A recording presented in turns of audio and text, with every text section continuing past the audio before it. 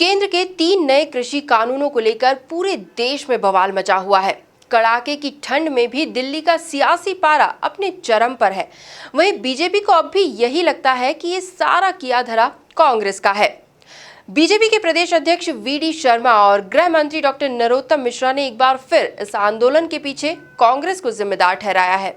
देखिए खास रिपोर्ट।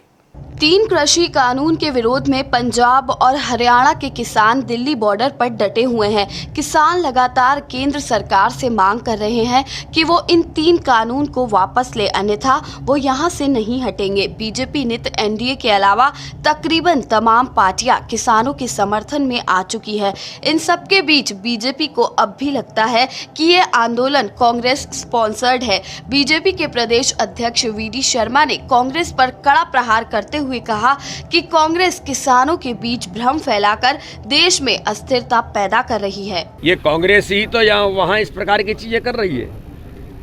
भ्रम फैलाना, देश के अंदर अस्थिरता कैसे आए, क्योंकि यही इनके पास केवल बचा है। किसान हितों के लिए माननीय प्रधानमंत्री जी ने जो बिल लेकर के आए हैं, ये किसानों के हितों के लिए है। उनकी आय दोगुनी करने से लेकर किसान समृद्ध कैसे बनेगा, जिस एमएसपी की बात हो रही है उसके बारे में साफ कहा है केंद्र की सरकार ने। माननीय कृषि मंत्री जी ने कहा है कि एमएसपी लागू है और रहेगी, लेकिन भ्रम फैला करके कैसे अस्थिर करना, ये कांग्रेस का काम रहा है। क्योंकि जिंदगी भर ये फूट डालो राज्य करो की नीति पर ही कांग्रेस देश के अंदर काम करती रही, क्योंकि ये भी अंग्रेजी मानसिकता के लोग हैं। वहीं गृह मंत्री नरोत्तम मिश्रा ने एक बार फिर अपने बयान को दोहराते हुए कहा कि किसान आंदोलन की आड़ में कुछ तथाकथित चुक गए नेता अपनी राजनीति चमकाने में लगे हुए हैं। किसानों से बातचीत लगातार जारी है, सार्थक बातचीत हो रही है।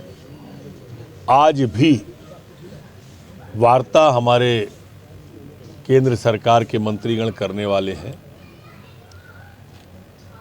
किसान हमारे अपने हैं, मार्ग निकल ही आएगा। लोकतंत्र के अंदर संवाद एक प्रमुख माध्यम होता है और संवाद के द्वारा ही हल निकलेगा।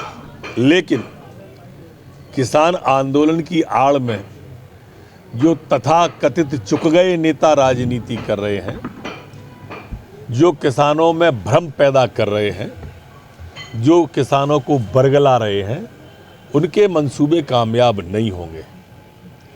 ये वही लोग हैं जो सीएए पे कहते थे कि घर पे आएंगे, 3 पुश्तों का कागज़ मांगेंगे, 3 पुश्तों के कागज़ नहीं दे पाएंगे तो पाकिस्तान भेज देंगे।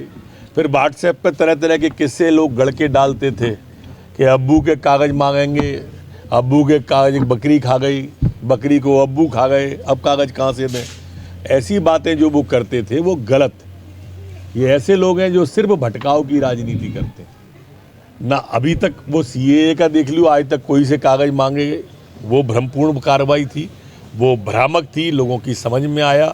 ऐसे ये लोग जो बरगलाने के लिए पहुंच रहे हैं, जो किसान हैं ही नहीं, ऐसे लोग की बात भी किसान की समझ में आएगी। किसान हमारे अपने और समस्या का समाधान बातचीत से निकलेगा। दरअसल पिछले 1 हफ्ते से दिल्ली की सड़कों पर जारी किसान आंदोलन और भी तेज होता दिखाई दे रहा है। दिल्ली कूच करने के लिए हरियाणा और पंजाब के किसानों के साथ कई और संगठन भी जुड़ने लगे हैं। ग्वालियर से भी बड़ी संख्या में किसान दिल्ली की तरफ कूच कर चुके हैं।